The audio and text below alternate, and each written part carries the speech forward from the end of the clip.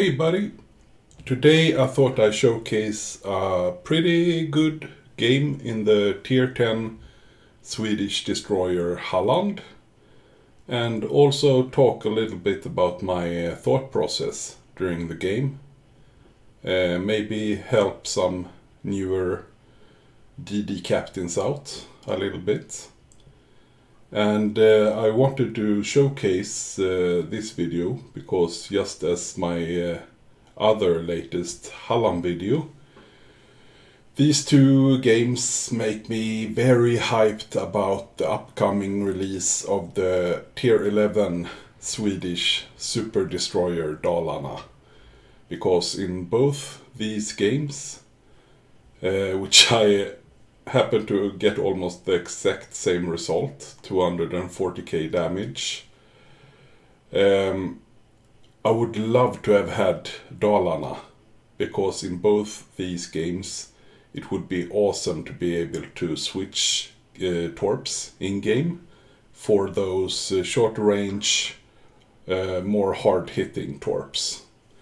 So just starting out looking at the team lineup. First thing I do in every game is to look first on the players. And this I do while the game is loading. Just to look if I may be seeing some names that I recognize, maybe some more famous streamers or somebody that you know is very skilled. Then of course that is some great additional information for you to have. After that I look at the team lineups and we have pretty decent mirroring. We have a Salem-Sau division and they have a Mecklenburg and Yamagiri division. I wouldn't really bother so much about this division, but for instance if the Yamagiri was in division instead with either the Annapolis or Worcester, and I'm playing a destroyer, then I would be somewhat concerned, because I know that that DD in that division will push in and spot me, and then his DD killing cruiser will be close by to use radar and to kill me, pretty much. So you should always be aware when there's a division pairing a destroyer and a radar cruiser, or maybe even two destroyers, like one stealthy destroyer and also like a Småland who has radar, or black who has radar. So that is always something you should be aware of. Other than that, I'm looking of course after CVs, which we don't have in this match, thank God.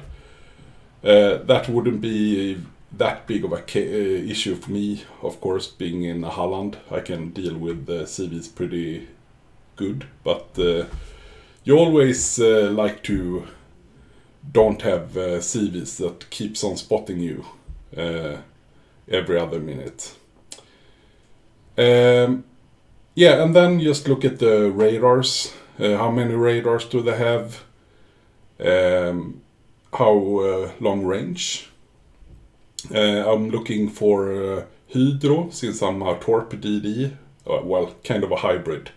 Both Torps and guns, but you always want to look at how many Hydros you have on the team. And yeah, let's jump into the game. So I'm spawning on the more open side, which is kind of good, I think, in Halland, because you always want to be able to torp things. And on this side of this map, you have a better chance of actually torping all the DDs, BBs and cruisers pushing in. If I'd been on this side, I would probably have to push out really far out on the flank to be able to cross-torp into the enemy side of the cap, or even at the BBs, of course, sitting further back. So in this case, I think it's a good thing that I'm in the open side of this map. Now you always want to look also at your team, which are actually moving, which are moving in what direction. I see that both our potteries pretty much looks like they're going to change side. So pretty much all ships are going to the seaside, which is of course a catastrophe, because then you will pretty much be overrun on this side, and the enemy team will probably win. But it's too early to call. You just have to wait a little bit and see what they're doing. Maybe they are positioning in the middle to get some cross shots. So of course, in pretty much any DD I play, I almost never go straight into the cap, because that usually means suicide. Because at the start of the game, the CV, if there is a CV in the game, he will be focusing on the caps. All the radar cruisers will be focusing their radars and DPM on the caps. And of course, the enemy DDs will usually push into the caps. And then you get spotted, and then you get shot by pretty much the entire enemy team, and then you either die or you get away with like 200 HP. Now here I just want to showcase, I actually predicted this player, this Annapolis player, pretty well. I saw that he was pushing up and positioning behind this island, which is a good place for a radar cruiser to position himself. He is safe from cross shots in this direction from potential battleships, if we had any out here on the flank. But he can still lob his shells, because he has lofty Des Moines shells. He can lob his shells over, and he can also use his radar to radar this cap and also help his destroyer out. Now, the way I anticipated this guy's move is that I know radar cruiser players, they don't want to use their beloved radar to other people's benefit. They want to benefit themselves when they pop their radar. So I'm pretty certain that he will be going in and out between this island and the open area, because he wants to have a chance at shooting me, and he will also want a chance at shooting the other ships. And that is why I'm sending a torp salvo in this gap.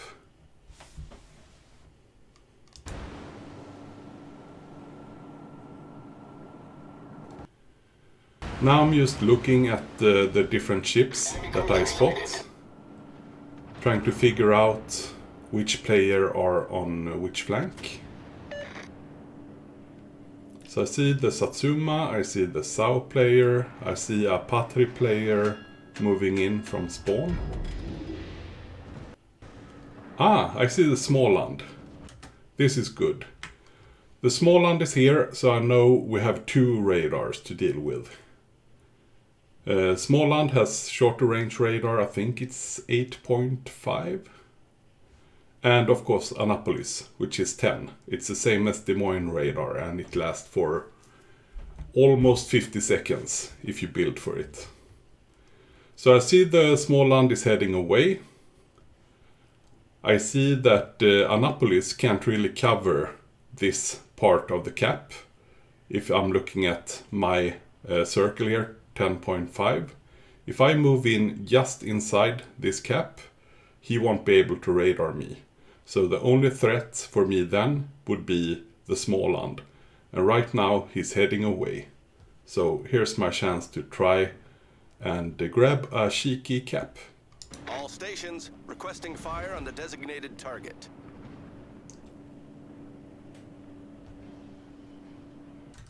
My torps are still heading towards the gap that the Annapolis is sitting in.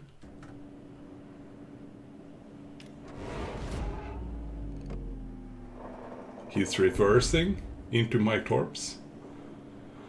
I see that the Småland could be turning to come towards the cap. That is a big possibility, so I have to take that into account as well. And I land a torpid and a flood on the Annapolis. So I know he has used his damage con.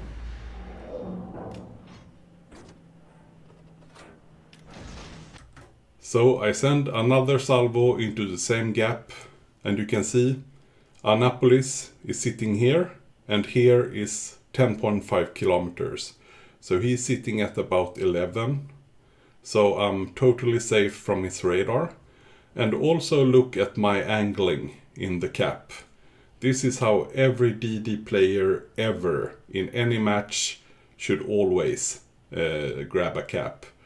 You should turn around so you're facing towards your safety and showing the aft towards enemy. And you should always show as slim profile as possible against possible torp threats.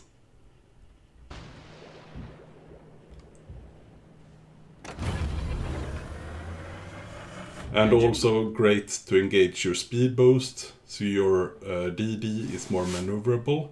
And this also is the same when you're sitting in a smoke screen farming a BB, maybe in a Sherman or something. You should always use speed boost whenever you're sitting smoke screens or in caps. Because you never know when a CV will come and spot you, when a stealth radar pops up out of nowhere, or a DD will push in and spot you. And then you always want to be maneuverable, be fast, and also facing as slim as possible profile, as I said, towards the threat. Boost activated.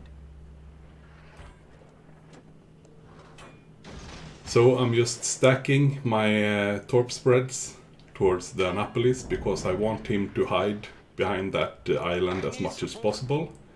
I see that the Småland is pushing in. I have a small stealth advantage, but it's like 100 meters or something. So I get 1 or 2 seconds before he spots me. And now of course I know he has radar, so he can keep me spotted for about 20 seconds with the radar. So I just have to bail, because I have a Montana here, I have a SAU at 11 kilometers that can devastate me with HE. Småland out DPMs Halland, so he has better DPM than me. And he also has 2 unspotted ships over here that can shoot me, and also Annapolis that can be chiming in as well.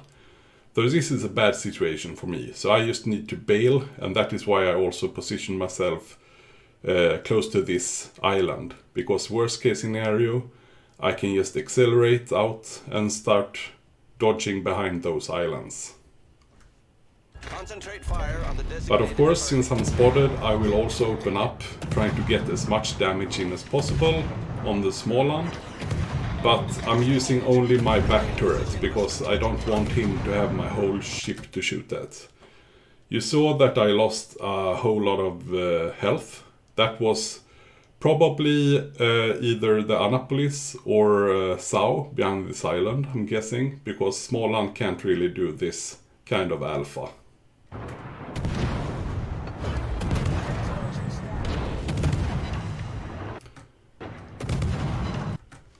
Here you see, I again predicted this Annapolis player correctly.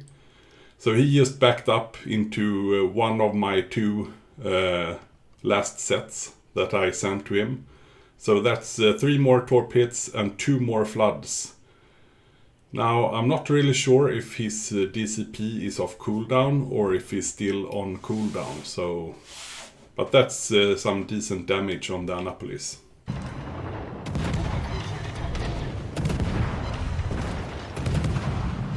As you can see, even though it's a really unfair situation, I have pretty much no backup here. They are way in the back and Edgar is behind the island. We still do a pretty decent trade. I haven't lost that much We're almost at the exact same health pool.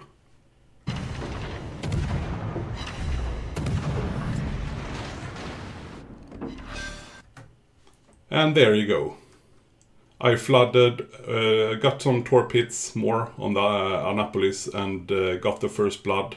And now I killed off this radar threat. So that is a great way to trying to predict and try to get in the mind of the other player. Like, if I was playing an Annapolis and I was positioning there, how would I behave? Would I try to push straight into the B cap? No, because that isn't Annapolis' strength. Annapolis' strength is just like Des Moines, sitting behind an island outside a cap area and just using his radars and spamming HE. So then I knew that I could keep on sending torps in this gap, and it paid off. I killed him. Destroyed an enemy cruiser. Torpedoes astern. Off to a great start. Here's Småland torps. Torpedoes astern. Problem solved, sir. Now I will get pretty pissed off, which you will see in chat in a moment, on my friendly ships sitting in the back, not pushing up and supporting me some more. So I'm pretty much telling them that if they want the cap, they have to push up. I will not bother suiciding in again, trying to get the cap from a radar DE when I don't have any support. So instead, I'm trying to analyze the map. You can see our other side, our Conqueror, Yamato and Satsuma are almost longer way from the fight than my side. So this is like Yamagiri, Kleber and Smolensk carrying this side, because they have pretty much no support. We're trying to contest the C-cap. Salem, which actually had a great game, spoiler alert, he came in number 1 in this game, had a great game, so kudos to him. I complimented him after the match.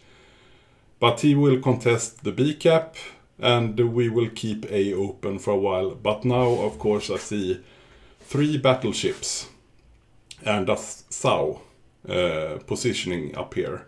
So my strategy is now to push up, supporting my team here by trying to spot as much as possible, but I won't risk my life to try and try hard to get this cap right now. So I will go up the flank and try to harass these 3 battleships in the north.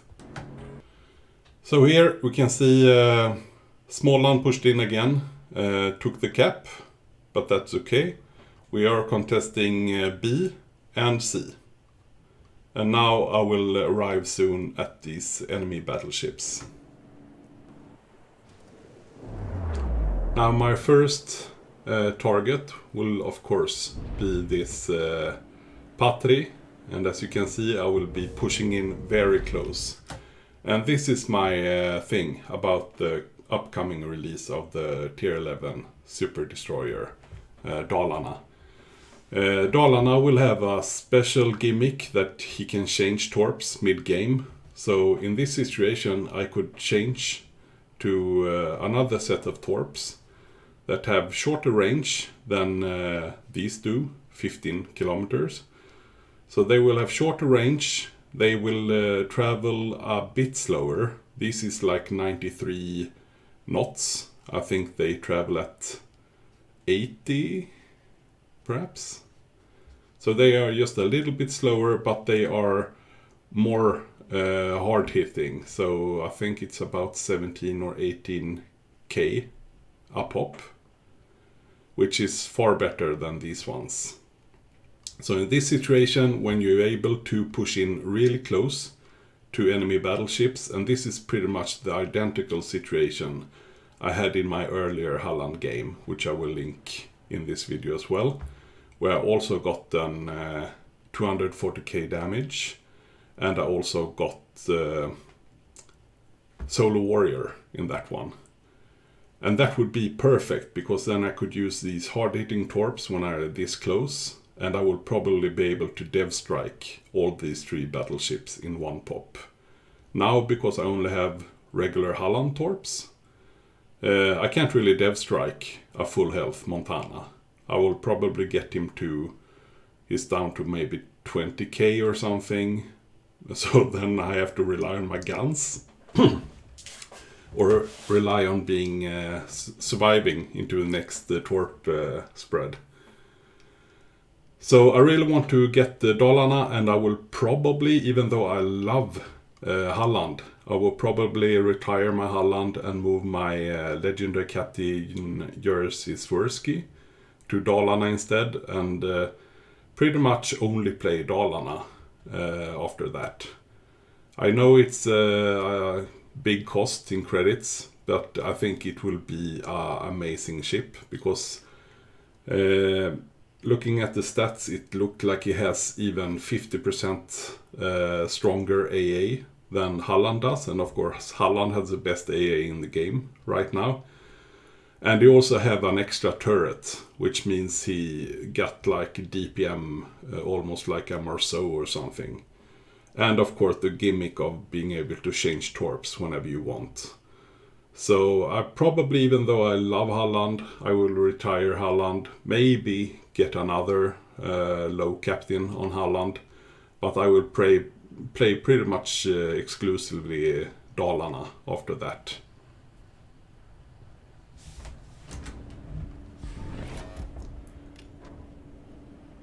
So as you can see, I'm pushing in really close. My detection is 6.0. So it's pretty much on the line right now. But I really wanted these torps to hit home, so to speak.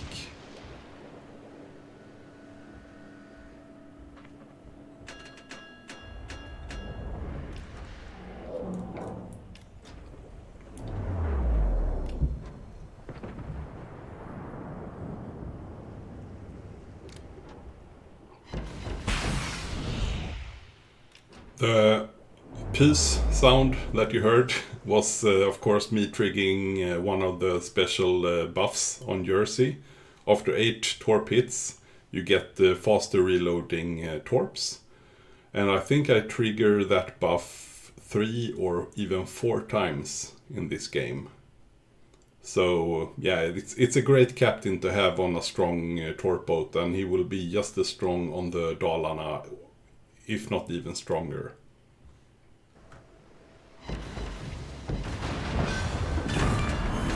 So that is the first kill on the Patri, and now I will try to just hunt the Montana and Satsuma down.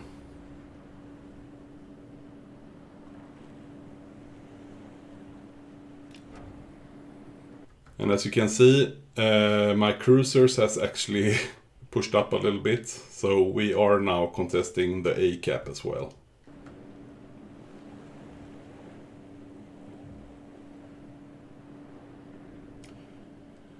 Now here's a important thing for any DD captain to think about. When you're playing a torp DD, which I do quite often, I've been playing torp DD since close beta testing, pretty much. One thing when you're lining up a shot with torps, of course you should predict how this target will move. So he's going towards the border. He has I think he has a pretty good idea of the firepower he's facing, 5 ships. So I'm guessing he won't be pushing down towards me. I'm pretty sure that he will start to turn around and kite away, because he doesn't want to be the lead, the focus of everything. So also try to predict, but also don't waste torp salvos on battleships that are hard maneuvering. So if you have 2 battleships that you can choose from, one is pretty much sailing in a straight line or just sitting still, and one is about to make a huge turn it's very hard for you to predict exactly where he will be, so you can hit your torps perfectly in a huge turn.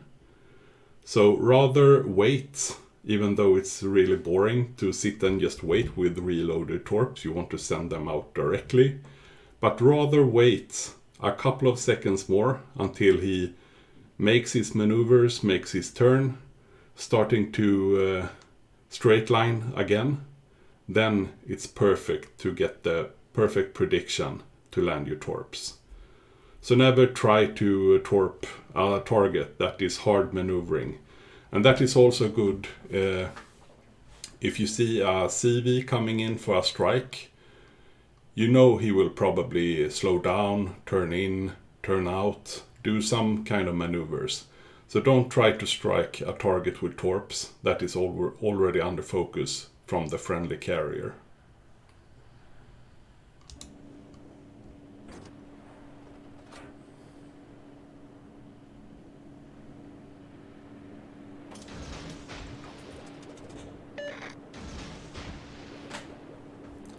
Here I thought my prediction was pretty good. He's right now sailing pretty straight, as you can see.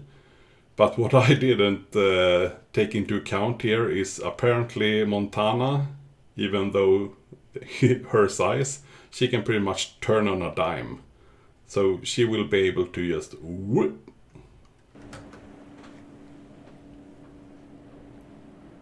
And as you can see, 93 knot torps, and he is just right now starting to turn slightly, and he's 7 kilometers away from me.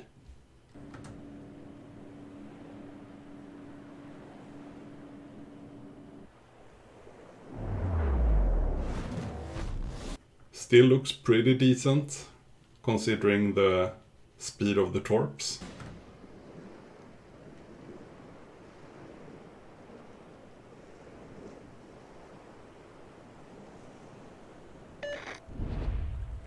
Nope.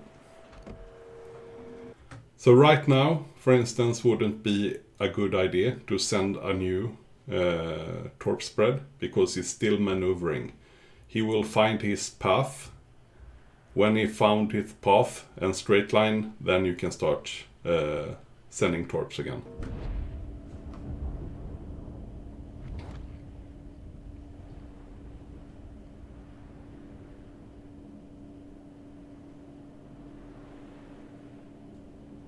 Torpedoes to starboard. Torpedoes, dead ahead.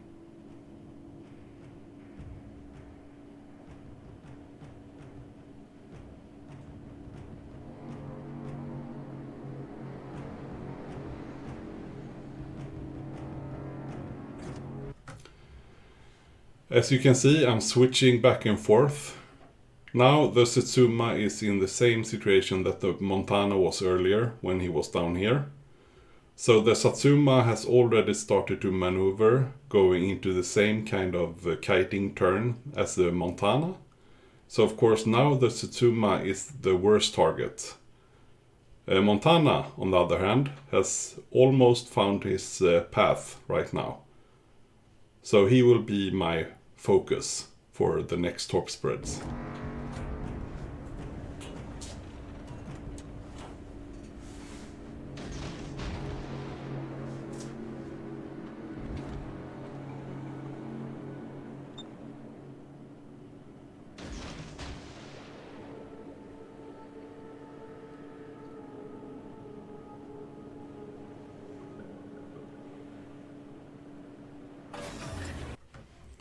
You see, Satsuma is making the turn and Montana is straight lining. Engine boost deactivated.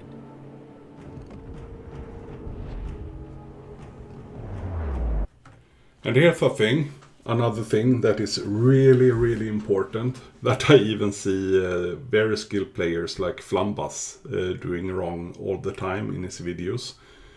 When you're playing a Torp DD, don't switch between torp view and gun view like you have enormous OCD or something.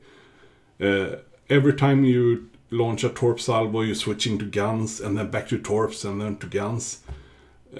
it's useless, and it's only downfall, because every time you switch between guns and torps, when you have torp view, like you can see me using pretty much all this match, I'm in this torp view. Then these guys, if they have the priority target skill, they don't know that I'm targeting them. They don't see anything, no indication at all that I am right now hunting them, wolf packing them. But if I switch between guns and torps, every time I switch to guns, another number will pop up in these guys' priority target skill. And that is a huge tell sign that a DD has just torped you, because so many DD players do this. They switch to guns and the battleships can see, oh, okay, he just torped me. So he will start slowing down, make his maneuvers, and you will miss. There is no reason whatsoever for you, especially if you're in a torp-based DD, to switch to guns all the time. Because also sitting in torp view, you can see this gray line, how they are moving. And players in general are creature of habit. They usually sail and do maneuvers in the same way all the time. And if you stay in torp view and you can see their movement at all times with this gray line, you learn their movements. And this is also exactly the same if you're playing a battleship, you're trying to shoot a cruiser, let's say a Henri. You shoot him, he probably have incoming fire alert or something, so he will make his maneuvers. But same thing there as well. He's a creature of habit. He will probably do almost the same kind of maneuver every time the incoming fire alert pops up. So what does you do as a Yamato captain? You adjust to his maneuvers. So if he always slow down and turn out to try and dodge your shells, you adjust. So you don't shoot where he's supposed to be. You shoot where he will be when he does his maneuvers. And that is exactly the same playing a torp DD or even gunboat DD. If you learn how people maneuver, what are their habits, then you can be so much more efficient in landing torps or landing devastating strikes on cruisers as well. So just a little side note. So always stay in torp view, and please do zoom in to torps like this so you can see how well they will hit.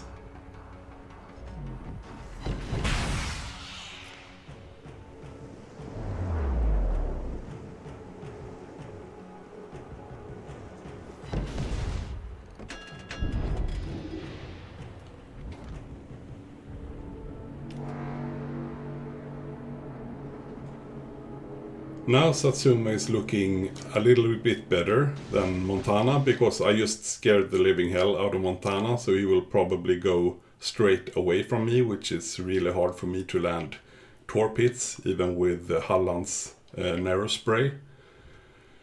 But Satsuma has pretty much put himself in an impossible situation. He can't really make this turn because he will get stuck on the island. And if he tries to make this turn, he will go into the blue line and he will start slowing down. So he will be pretty much a sitting duck.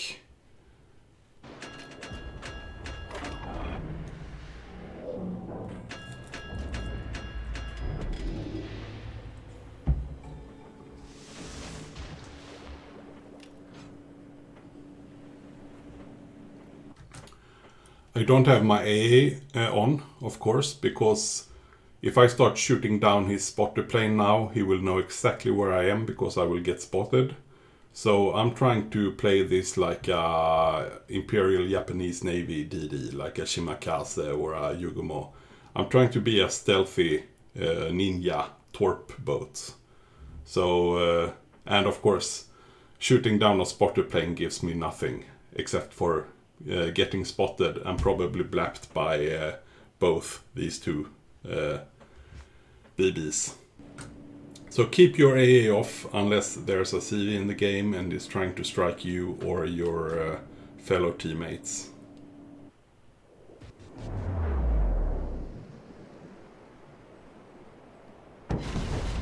Unfortunately, I only get 3 in the first salvo.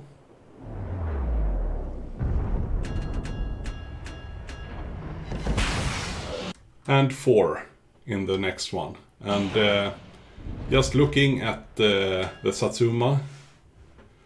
Now it's possibly a borderline case, but perhaps if I had those more hard-hitting torps in this instance, this would have been perhaps a dev strike. Of course, now I have the regular Halland torps, and that is why I'm really looking forward to Dalarna.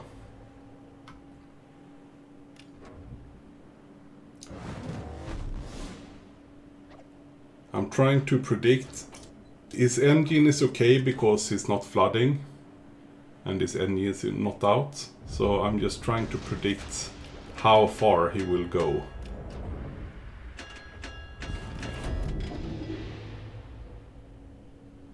I don't want to put all the eggs in one basket, so I will launch one salvo as well against the Montana. Our victory is in sight.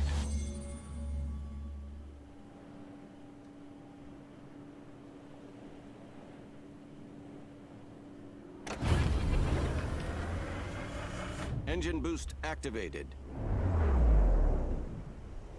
Unfortunately, the salvo against the Satsuma was a fail. He slowed down and turned in, so my prediction was a bit off. It looked like he was accelerating.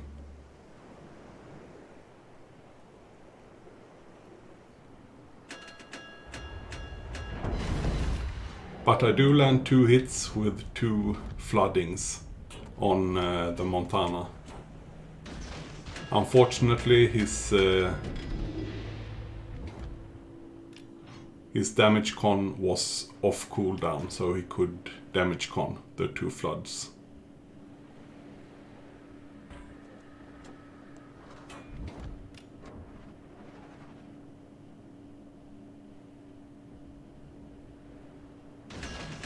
And I will show you my captain build and ship build with modules in the end of the game as well. A land, I think, yeah, a perma flood, but unfortunately the Satsuma got taken out by our Patry.